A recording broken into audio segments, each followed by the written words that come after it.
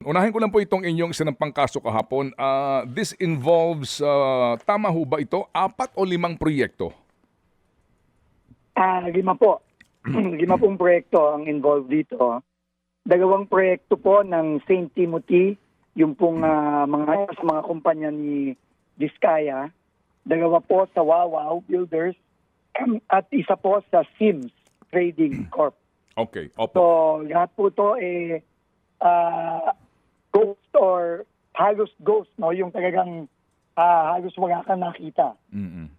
Opo, na opo. proyekto. Opo. Ang sabi nga po ninyo, ang magiging, kumbaga, paraan po ng gobyerno ngayon para papanagutin ang mga taong nasa likod sa mga maanomaliang proyektong ito ay per project, per location po, upon discovery, sampa kaagad po ng kaso kapag nabuo ang mga ebidensya.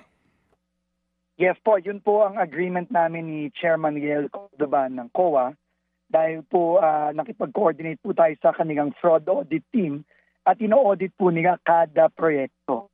So, pagka po meron tayong proyekto na nakita halimbawa na ghost, yung pong contractor doon at yung pong lahat ng DPWH na involved doon sa proyektong yon ay kakasuhan.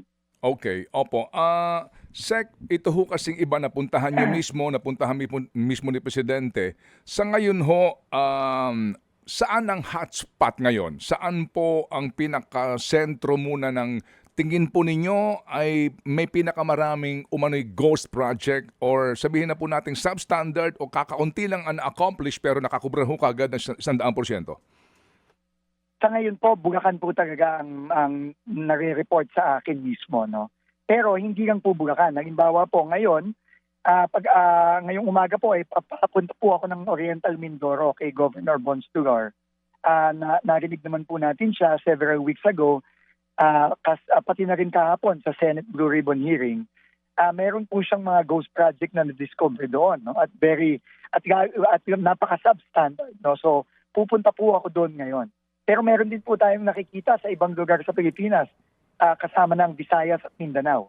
Kaya kailangan din po pati yun, ipupuntahan natin. Opo.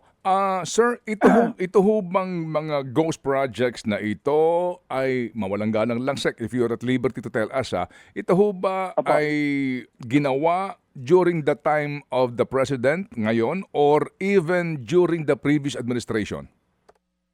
This dates way back pa po. Marami po dito, mga nakaraang administrasyon pa, Sir Ted. No? At hindi lang po to flood control. Pati po yung mga, halimbawa, yung mga pinuntahan po ni Pangulo sa Baguio, yung pong pinakita ni Mayor Benji Magalong sa kanya na hindi nga ghost, pero talagang sabi nga ni Pangulo, parang tinapon mo lang yung pera sa ilog dahil wala pong nagawa. No, yun po, nagde-date back to I think 2018 po ang sinabi ni Mayor Benji Magalong doon, no? So ito po Sir Ted, no, gusto ko lang pong malaman ng mga kababayan natin. Matagal na pong nangyayari ito. Matagal, in fact, hindi lang po taon ang binibigang dito, dekada po ang binibigang dito. Kaya po talagang talaga napakabigat po nitong nitong dinadaanan nitong ahensyang ito, no. Kasi talagang napakatagal nang nangyayari nitong mga nakikita natin ngayon at nagpapasalamat po talaga tayo kay Pangulo. No? Talagang siya po ang talagang nagsiwalat nito, no? Nung nagsimula nung kanyang SONA.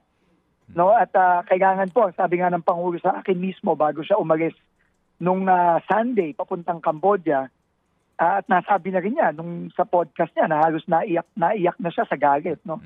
Talagang kailangan ngayon, tama na ang salita, tama na ang proseso. Kailangan umaksyon na tayo ng mabilis. Mga kapatid, brothers and sisters, saan ka pa? Dito na tayo sa totoo. Dito na tayo sa True FM. Mga kapatid, mag-subscribe and follow po kayo sa social media accounts ng True Network PH. Yan po kami, hanapin nyo lang True Network PH, Facebook, Instagram, YouTube, TikTok, and podcast. Mapa Apple or Spotify man yan, mahahanap nyo kami. Lahat ng mga napapanood at napapakinggan nyo po sa programa, nasa social media accounts namin yan. So paano mga kapatid? See you sa social media!